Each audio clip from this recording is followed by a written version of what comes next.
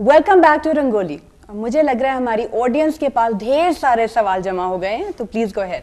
अस्सलाम वालेकुम सर, मेरा नाम ज़हीर कलीम है और मेरा क्वेश्चन ये है कि सर इंगेजमेंट के बाद मोस्टली हम लोग फ़ोन से जो है कॉन्टैक्ट में आ जाते हैं, मोबाइल मैसेजेस के थ्रू, तो इससे जो है एक एडिक्शन क्रिएट हो जाती है दोनों के अंदर। तो आफ्टर मैरिज जो है ये चीज़ हमारा जो एक चार्म होता है वो उस चीज़ को जो है ख़त्म कर देती है। तो आपके ख़्याल में क्या ये इस तरह होना चाहिए फ़ोन्स पे कॉन्टैक्ट मैरिज से पहले? देखिए, मंगनी इसलिए नहीं होती कि हम सेल फोन कंपनियों का कारोबार चमकाएं नाइट पैकेजेस यूज कर करके। डॉक्टर साहब, इनकी टारगेट ऑडियंस होती कौन है? Newly engaged couples? यही सारे लोग जो जिनके पास बहुत सा टाइम होता है, जिनके ऊपर अभी जिम्मेदारियां नहीं आई होती।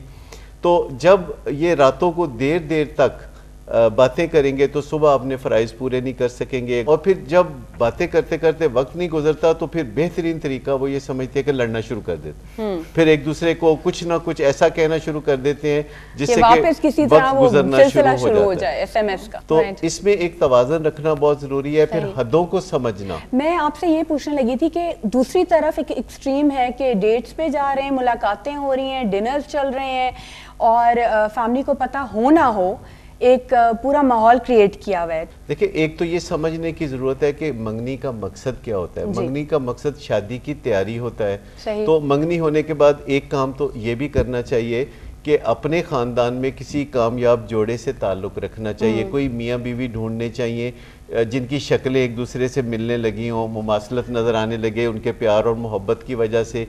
तो फिर उनसे वो गुर सीखें जो कि एक शादी को कामयाब बनाते हैं। तो लेकिन डॉक्टर साहब, रोल मॉडल्स रखने से एक्सपेक्टेशंस बढ़ नहीं जाती? क्योंकि क्या पता उस कपल की शादी 10 साल पहले हुई हो और ये एक न्यू कपल हो और वो चाह रहे हो कि रिलेशनशिप का वही लेवल हो जो शायद वो कपल फील कर रहे हैं, loving and understanding. Role model रखने से स्किल्स बढ़ती हैं। रोल मॉडल रखने से फिर आप समझदारी से ये क्लैरिफाई आप करें, क्योंकि a lot of people have expectation looking at other people. उनके क्वेश्चन में एक बड़ी इंपॉर्टेंट बात थी, वो ये कि जो एक जगह पे वो मुझे लग रहा है थोड़ी सी गलती कर रहे हैं कि एडिक्टिव हो जाते हैं तो शादी का चार्म खत्म हो जाता है। शादी का चार्म जो है वो एक और चीज़ है। पहली बात तो ये समझने की ज़रूरत है कि मंगनी है, शादी नहीं है। शादी एक और रिलेशनशिप है, मंगनी एक और रिलेशनशिप है।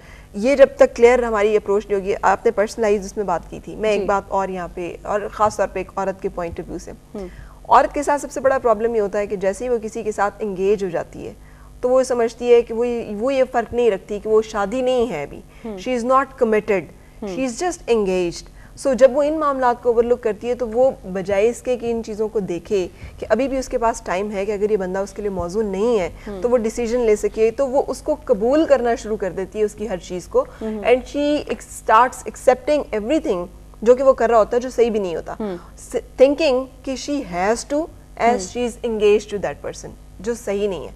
इसलिए कि वो एक ऐसा टाइम होता है जिसमें आपको एक डिस्टेंस पे रहते हुए दूसरे शख्स को ओन किए बगैर एनालाइज करते हुए एक अच्छा रिलेशन बिल्ड करना। आदमी जो होते हैं, जो मर्द हज़रात होते हैं, वो चाहते हैं कि इसी वक्त पे एक फिजिकल इंटीमेट रिलेशनशिप भी शुरू हो जाए। बिल्कुल बिल्कुल। बहुत सारे, अच्छा इन्होंने एडिक्शन की बात की ना, बहुत सारे लोग ये सिर्फ फोन करने से ज्यादा आदत हो जाती है और वो उस आदत की वजह से भी वो एक दूसरे को सही तरह से देख नहीं सकते, क्योंकि उन्हें इतनी आदत हो जाती है कि कोई तो है जो हमें कहता है आई लव यू, जानू कैसी हो, आइडियलिज्म एक क्रिएट हो जाती है जो वो ना हो, जान आप कैसी है, देख के रोमांटिसाइज करते हैं। These sentences are very addictive और बाज़-औक़ात हम सिर्फ ये सुनने के लिए बहुत सारा ऐसा नॉनसेंस एक्सेप्ट कर लेते हैं जो आगे आने वाली जिंदगी में हमारे लिए मुश्किल का बाइस बनता है। पर आपको लगता है इससे एक्सपेक्टेशंस बढ़ती हैं? जैसे कि आजकल सुनने में आता है कि जैसे कपल बातें कर रहे हैं, आपस में ही डिसाइड कर रहे हैं, है ना, अब लड़के बरी में ये लाएं, आप जहेज में ये दें, फैमिली को इन्वॉल्व ही नहीं किया जाता, आपस में लड़का लड़की डिसाइड कर रहे होते हैं। ये तो अच्छा हो जाता है अगर लड़का शुरू से ही कह दे या लड़की कह दे,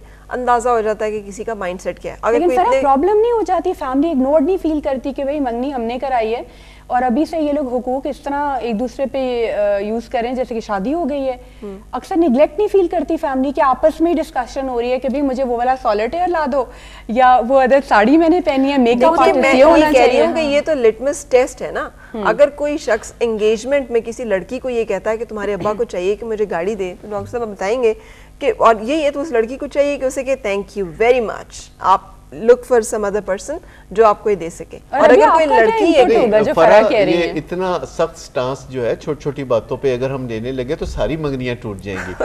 ایکچولی آپ کو assertive ہونا چاہیے, آپ کو کھل کے بات کرنی چاہیے. لیکن ڈاکٹر صاحب یہاں تو ہر بندے کی پرائرٹیز ہے نا, اگر وہ سولیٹیئر کر سکتے ہیں افورڈ یا وہ لیموزین افورڈ کر سکتے ہیں definitely well and good line, لیکن اگر ان کی پرائرٹیز پہ فال ہی نہیں کر رہا, لیکن اگر آپ نہ کر پائیں سین ہونا چاہیے, اگر آپ نہ کر پائیں تو بہتر نہیں, honesty is the best policy. آپ کہہ دیں بھائی یہ میری لمیٹیشن ہے, یہ میری فیملی ہے, یہ میرا بجٹ ہے. یہ بتایا جا سکتا ہے کہ یہ لڑکی کے والدین کی مرضی پر ہے کہ وہ اپنی بیٹی کو کیا دیتے ہیں اور کیا نہیں دیتے.